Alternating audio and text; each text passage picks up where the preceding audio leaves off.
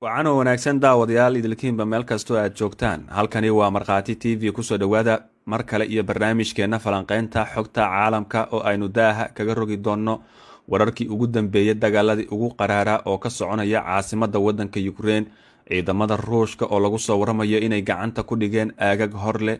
Madaxweynaha Ukraine oo iska diiday dalab uga yimid Mareykanka oo ah in isaga iyo qoyskiisa degdeg looga saaro halkaasi kadib beenintii uu beeniyey in uu caasimadaasi ka baxay. Waxaan idin haynaa macluumaad kale oo ku saabsan sirta qarsoon ee ku saabsan gaashaanbuurta NATO iyo waxa ay dagaalka ugu fiirsanayso Ukraine. Mar kale daawadayaal soo dhawaada. Qaraxyo aad u xoogan ayaa ka dhacay caasimadda Ukraine ee Kiev, iyadoo dhinaca kalena dagaalka uu yahay mid aad u qaraar una dhexeeya ciidamada Ruushka iyo kuwa Ukraine. Wariye ka tirsan Al Jazeera ayaa soo sheegaya in qaraxyo xoogan maanta ilaa saaka ay ka dhacayeen caasimadda. Wakaaladda wararka Reuters oo soo xiganaysa dad goobjoogayaal ah waxa ay xaqiijisay inay maqleen dhawaqa rasaas xoogan lagana maqlayo agagaarka xarumaha dowladda ee bartamaha Kiev. Militariga Ukraine ayaa sheegay in ciidamada Ruushka ay gantaalada kalibarka ku garaacayaan Ukraine iyaga oo ka soo ganaya dhanka badda madow, waxaana deegaanada u dhow ee Sumi, Poltava iyo sidoo kale Mariupol lagu garaacay duqeyn aad u culus oo dhanka cirka ah. Maamulka ayaa ka codsanaya dadka deegaanka in ay guryahooda ku nagaadaan, sidoo kalena markii ay maqlaan seeriga digniinta inay isku dayaan inay halkaasi ka baxaan inta ka horeysa si aanay banaanada u soo bixin maadaama dagaallo culus uu ka dhex soconayo gudaha magaalada Kiev. Dhanka kale, madaxweynaha waddanka Ukraine Zelensky ayaa diiday dalabka Mareykanka ee ah in uu gacan ka geysto sidii looga bixi lahaa isaga iyo qoyskiisana looga saari lahaa Kiev. Waxa uu yiri isaga oo ka jawaabaya arrintan: dagaalku waa halkan, waxaan u baahanahay rasaas ee uma baahni in la iduuliyo ama la iwado, sida uu sheegay sargaal sare oo ka tirsan sirdoonka Mareykanka oo si toos ah u ogaa wadahadalka dhex maray labada dhinac, ayaa wakaaladda wararka ee AP ka soo xigatay. Ciidamada Ruushka ayaa saacadihii la soo dhaafay ku soo dhawaaday caasimadda Ukraine bartamaheeda, waxaana ay halkaasi ka soo weerareen jihooyin badan iyaga oo u muuqanaya inay dhaqdhaqaaqoodii ku hareereeyeen halka kadib markii ay duqeymo cirka ah ku qaadeen magaalooyinka iyo xarumaha ciidamada ee waddankaasi. Ciidamada Ukraine ayaa sheegay maanta oo Sabti ah inay iska caabiyeen weerar, iyadoo sidoo kalena habeennimadii xalayta ahaa askarta Ruushka ay soo qaadeen weeraro culus kuna soo qaadeen fariisimada ciidamadu ay ku leeyihiin waddada weyn ee Victoria Street oo ka mid ah halbowlayaasha ugu waaweyn ee magaalada Kiev. Weerarka waa la iska caabiyey ayay ciidamada dhulka ee ciidamada Ukraine ku soo qoreen Facebooka iyaga oo aan faahfaahin dheeraada ka bixin goobta uu iska horimaadku ka dhacay. Ciidamada Ukraine ayaa fariintan ku lifaaqay sawir muujinaya qiiq weyn oo ka kacaya bartamaha magaalada saqdii dhexe ee xalay xilligaas oo Kiev ay ka baqaysay weerar culus oo ciidamada Ruushka ay ku qabsadaan caasimadda. Warbixin kale oo ay soo saareen ciidamada Ukraine ayaa lagu xaqiijiyey inay jiraan dagaallo culus oo ka dhacay halka lagu magacaabo Vasilkiv oo qiyaastii 30 kilomitir koonfur galbeed kaga beegan Kiev oo ah caasimadda, meesha uu Ruushka isku dayay in ay halkaasi ka dhigtaan bartilmaameed aad u xoogan. Ciidamada Ukraine ayaa sheegay in ciidamada Ruushka ay weerareen saldhig ciidan oo ku yaala waddo weyn oo ku taalla caasimadda Ukraine ee Kiev, balse ciidamadaasi ay ku guuleysteen inay iska caabiyaan weerarka. Interfax waxa ay sheegtay in askarta Ruushka ay isku dayeen inay qabsadaan mid ka mid ah xarumaha korontada ee magaalada. Madaxweynaha Ukraine ayaa mar sii horeysay ka digay in habeenkii xalayto ahaa ciidamada Ruushka ay isku dayi doonaan inay qabsadaan Kiev, halkaas oo dagaalo ba'an ay ka dhacayaan. Waa inaan si daacad ah u iraahdaa way sii adkaan doontaa xaaladdu sidii ay ahayd shalay iyo xalay. Magaalooyin badan oo dalkeenna ka mid ah ayaa la weeraray, ayuu yiri fariin muuqaal ah oo lagu daabacay bogga madaxtooyada. Dana gaar ah ayaa ka jira Kiev, ma lumin karno caasimadda, ayuu raaciyey. Waxaan u soo jeestay difaacyada ragga iyo dumarka dhammaan dhinacyada. Caawa cadowga wuxuu isticmaali doonaa dhammaan ciidamadiisa si uu u burburiyo difaacyada si xun, arxandara ah iyo sidoo kale si ka fog bini'aadanimada. Caawa waxay isku dayi doonaan inay qaataan Kiev. Muuqaalkaas oo xali la baahiyey ayuu sidaasi ku yiri. Wariyaha Al Jazeera ee Kiev ayaa sheegaya in iska hor imaado isdaba jooga ay ka dhaceen dhowr goobood oo caasimadda ka tirsan. Kaliya ma ahan cidhifka waqooyiga, balse ciidamada Ruushka ee weeraray ayaa furmo cusub ka furay Kiev oo ay ku jiraan daanta bari ee webiga iyaga oo sii maraya dhinaca Kazalev. waa magaalo hoos tagta Kiev qiyaastiina 36 kilomitir oo keliya u jirta. waxa uu tilmaamay in uu jiro horumar kale oo tayo leh oo ku yimid weerarkii lagu qaaday caasimadda oo ay hormuud ka ahaayeen ciidamada Ruushka oo isticmaalayay 3 diyaaradood oo sahanka ah iyo diyaarad dagaal oo Ruushku leeyahay oo dul heehaabaysay hawada Kiev, ayna ka hor yimaadeen lidka diyaaradaha ee ciidanka Ukraine ay adeegsanayeen inta aysan diyaaradahaasi hawada sare ka bixin. xaaladdu weli waxa ay tahay mid adag iyada oo uu sii socdo dagaalka Ruushka ee Ukraine. su'aalo badan ayaa ka dhalanaya hadafka uu doonayo madaxweynaha Ruushka Vladimir Putin in uu ka gaaro howlgalkan military, isaga oo muujiyay mowqifka reer galbeedka ee diiradda saaraya cunaqabateynta dhaqaale oo keliya inaanu ahayn mid wax looga qaadi karo. Pascal Boniface oo ka mid ah falanqeeyayaasha istiraatiijiyadeed ee u weyn Yurub, waa madaxa Institute of International and Strategic Relations IRIS, waxa uu daaha ka qaaday xilli waraysi uu siinayay Al Jazeera sababta ku kaliftay madaxweynaha Ruushka inuu qaato arrintan, tillaabada iyo sidoo kale filashooyinka uu ka filayo muddada dagaalkan uu socdo iyo sababaha ku kalifay in Mareykanka aanu fargelin ciidan ku sameyn Ukraine. way adag tahay in la akhriyo waxa maskaxda uu ku hayo Putin. muddo kadib waxaa muuqata in uu si toos ah wax u xukumo oo uu ula jeedo in uu isagu yahay kan amarka bixiya, inta kalena ay yihiin fuliyayaal. waxaana maalinba maalinta kasii dambeysa sii yaraanaya aqbalista uu u qabo mucaaradka. hadda waxaa lagama maarmaan ah in la tixgeliyo suurtagalnimada in Putin uu sameeyey qalad xukunka ah, sida habka howlgalka militariga. xitaa haddii uu ku dhammaaday guul laga gaaray ciidamada Ukrainiyaanka, laga yaabo inay ka soo horjeedaan yoolalka istiraatiijiyadeed ee Ruushka. dareenka qaranka Ingiriisku wuxuu noqday cadawad ba'an oo uu u qabo Ruushka. naatana waxa ay ku jirtaa heerkii ugu fiicneed muddo dheer, waxaana sii xoogaysanaya isku duubnida Mareykanka iyo reer Yurub. waxaana weligeed aan la aqbalin ilaalinta Mareykanka ee Yurub sida ay maanta yihiin wadamada Yurub dhexdooda, ayuu yiri. sidoo kale waxa uu yiri tani waxa ay ka dhigan tahay in Putin uu arkay fursad uu si joogto ah uga hortagayo Ukraine inay xubin ka noqoto NATO. uu hogaamiyo Mareykanka waxa ay xaqiijiyeen in falcelinta kaliya ay qaadan doonaan ay tahay inay cunaqabateyn dhaqaale ku soo rogaan Ruushka, iyo in dalalkani aanay wax niyad ah u haynin inay howlgalkan uga jawaabaan qaab military. taasina waa tan ku kaliftay Putin in uu rumaysto in xilligan ay tahay xilligii dahabiga ahaa ee uu weerarkiisa sii wadan lahaa, fursadana waaweyn uu haysto, fursadaasna aanu iska lumin. saameyntu waa ay badan tahay. bilowga waxa dhacaya waxay ka dhigan tahay in dagaalka uu dib ugu soo laabto Yurub.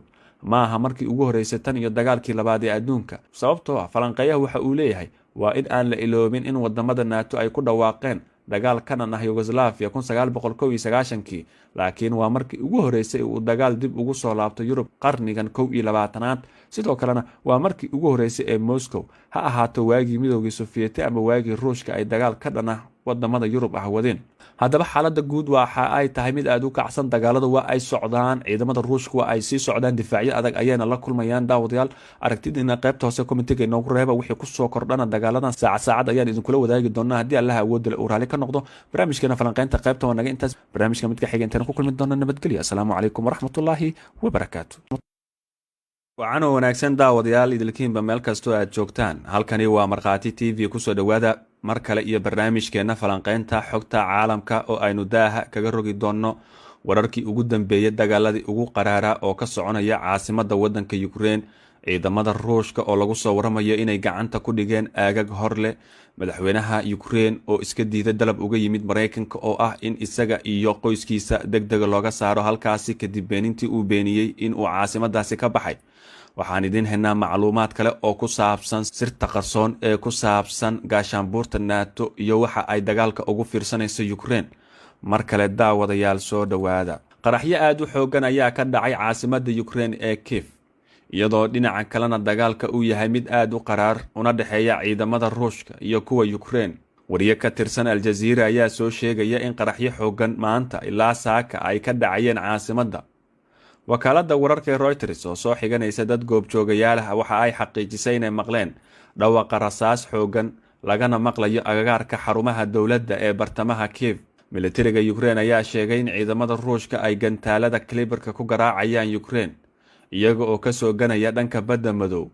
waxaana deegaanada u dhow ee Sumi, Poltava iyo sidoo kale Mariupol lagu garaacay duqeyn aad u culus oo dhanka cirka ah. maamulka ayaa ka codsanaya dadka deegaanka in ay guryahooda ku nagaadaan, sidoo kalena markii ay maqlaan seeriga digniinta inay isku dayaan inay halkaasi ka baxaan inta ka horeysa si aanay bannaanada u soo bixin maadaama dagaallo culus uu ka dhex soconayo gudaha magaalada Kiev. Dhanka kale, madaxweynaha waddanka Ukraine Zelensky ayaa diiday dalabka Mareykanka ee ah in uu gacan ka geysto sidii looga bixi lahaa isaga iyo qoyskiisana looga saari lahaa Kiev. Waxa uu yidhi isaga oo ka jawaabaya arrintan: dagaalku waa halkan, waxaan u baahanahay rasaas ee uma baahni in la iduuliyo ama la iwado, sida uu sheegay sargaal sare oo ka tirsan sirdoonka Mareykanka oo si toos ah u ogaa wadahadalka dhex maray labada dhinac, ayaa wakaaladda wararka ee AP ka soo xigatay. Ciidamada Ruushka ayaa saacadihii lasoo dhaafay ku soo dhowaaday caasimadda Ukraine bartamaheeda, waxaana ay halkaasi ka soo weerareen jihooyin badan, iyaga oo u muuqanaya inay dhaqdhaqaaqoodii ku hareereeyeen halkaa kadib markii ay duqeymo cirka ah ku qaadeen magaalooyinka iyo xarumaha ciidamada ee waddankaasi. Ciidamada Ukraine ayaa sheegay maanta oo Sabti ah inay iska caabiyeen weerar, iyadoo sidoo kalena habeennimadii xalayta ahaa askarta Ruushka ay soo qaadeen weeraro culus kuna soo qaadeen fariisimada ciidamadu ay ku leeyihiin waddada weyn ee Victoria Street oo ka mid ah halbowlayaasha ugu waaweyn ee magaalada Kiev. Weerarka waa la iska caabiyey ayay ciidamada dhulka ee ciidamada Ukraine ku soo qoreen Facebooka, iyaga oo aan faahfaahin dheeraada ka bixin goobta uu iska horimaadku ka dhacay. Ciidamada Ukraine ayaa fariintan ku lifaaqay sawir muujinaya qiiq weyn oo ka kacaya bartamaha magaalada saqdii dhexe ee xalay, xilligaas oo Kiev ay ka baqaysay weerar culus oo ciidamada Ruushka ay ku qabsadaan caasimadda. Warbixin kale oo ay soo saareen ciidamada Ukraine ayaa lagu xaqiijiyey inay jiraan dagaallo culus oo ka dhacay halka lagu magacaabo Vasilkiv oo qiyaastii 30 kilomitir koonfur galbeed kaga beegan Kiev oo ah caasimadda, meesha uu Ruushka isku dayay in ay halkaasi ka dhigtaan bartilmaameed aad u xoogan.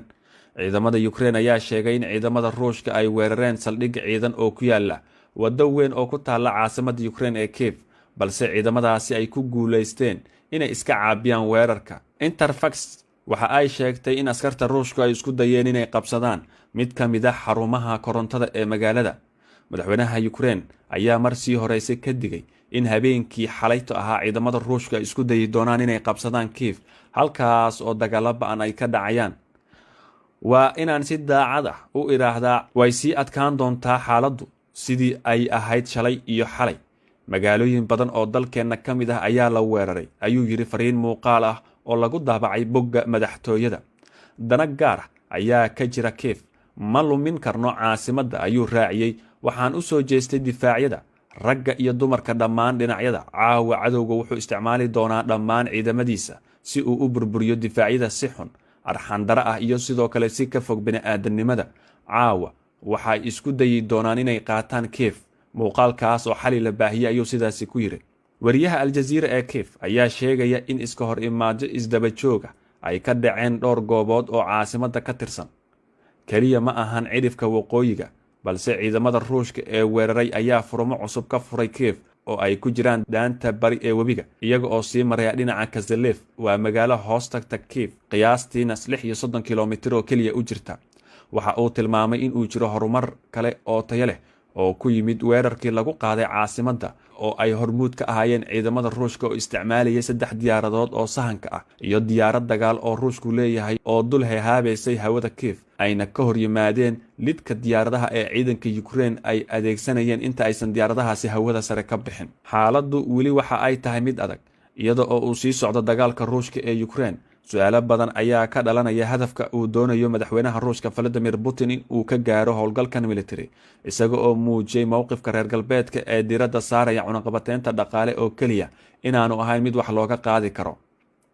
Pascal Boniface oo ka mid ah falanqeeyayaasha istiraatiijiyadeed ee u weyn Yurub, waa madaxa Institute of International and Strategic Relations IRIS, waxa uu daaha ka qaaday xilli waraysi uu siinayay Al Jazeera sababta ku kaliftay madaxweynaha Ruushka inuu qaato arrintan, tillaabada iyo sidoo kale filashooyinka uu ka filayo muddada dagaalkan uu socdo iyo sababaha ku kalifay in Mareykanka aanu fargelin ciidan ku sameyn Ukraine.